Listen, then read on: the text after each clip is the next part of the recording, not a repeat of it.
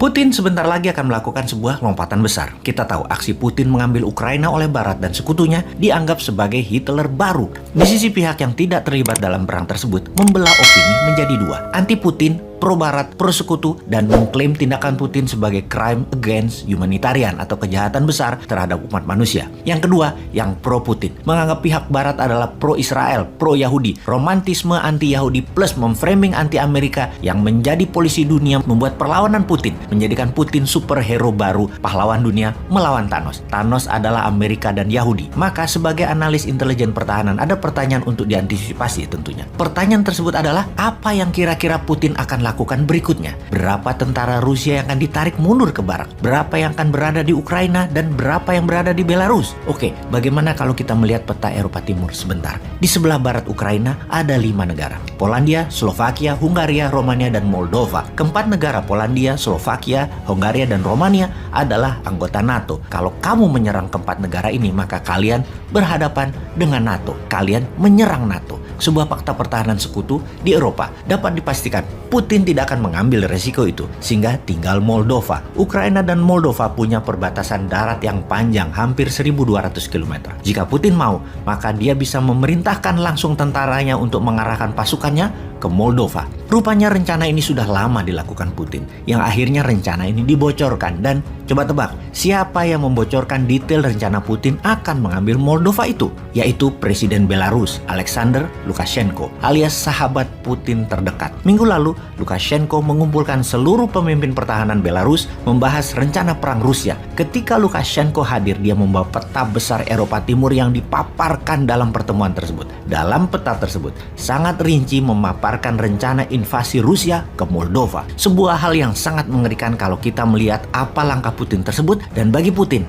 why not? Ambil Moldova itu. Pertama, Moldova memang mantan anggota Uni Soviet yang hingga tahun 2009 sangat taat pada Moskow. Namun pejabat sekarang tidak lagi taat pada Moskow. Ya, ambil aja sekalian mungkin ya. Kalau Putin mau mengembalikan kejayaan Uni Soviet atau Soviet Empire, maka Moldova sangat seksi. Yang kedua, mengambil Moldova adalah misi mudah. Mengapa kita mengatakan mudah? Karena Moldova bukan anggota NATO. Jadi, walaupun Rusia akan menyerang Moldova, NATO pasti tidak akan merespon, hanya koar-koar doang. Fakta kemudian, tentara Moldova tidak sekuat dan sebanyak Ukraina, hanya sekitar 6.000 tentara saja. Segitu top. Jadi, apa yang menarik lagi untuk mengambil Moldova? Apalagi kalau bukan Transnistria, wilayah Transnistria seperti wilayah Donbas di Ukraina Timur. Memang pro-Rusia. Rebel di Transnistria ada sekitar 10.000 tentara pro-Rusia dilatih Rusia dan ada 2.000 tentara Rusia dideploy di sana.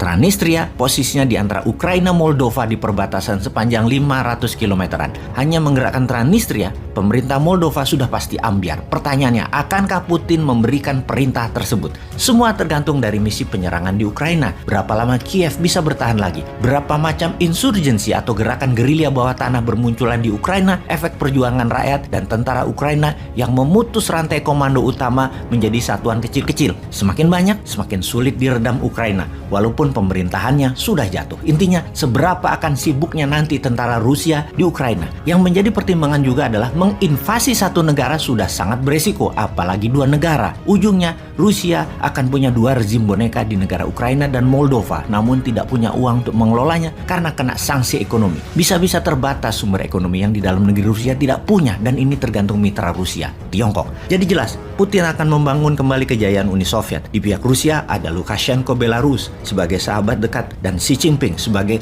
quid pro quo, bahasa Latin yang artinya a favor for a favor, strategi untung-untung. Lukashenko stay in power butuh dukungan Putin, dan Tiongkok butuh energi Rusia dan Rusia butuh barang Tiongkok. Belarus bahkan mengizinkan hulu ledak nuklir Rusia dipasang di sana yang mengarah ke Eropa. Agaknya Rusia serius membangun Soviet lama dan membuat NATO, Amerika dan sekutunya diam di tempat seperti Putin menipu dunia di tahun 2014 dengan pengambilan alihan Crimea, dan sekarang dilakukan lagi tanpa Barat bisa apa-apa. Singkatnya, Rusia memerlukan Belarus sebagai negara netral palsu padahal boneka Rusia dan menjadi pagar terdepan melawan NATO. Jadi mau mengingatkan aja bahwa Putin pasti mengambil Moldova.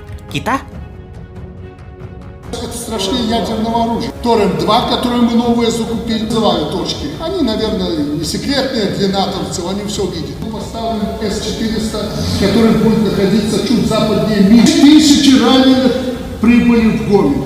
Кричат наши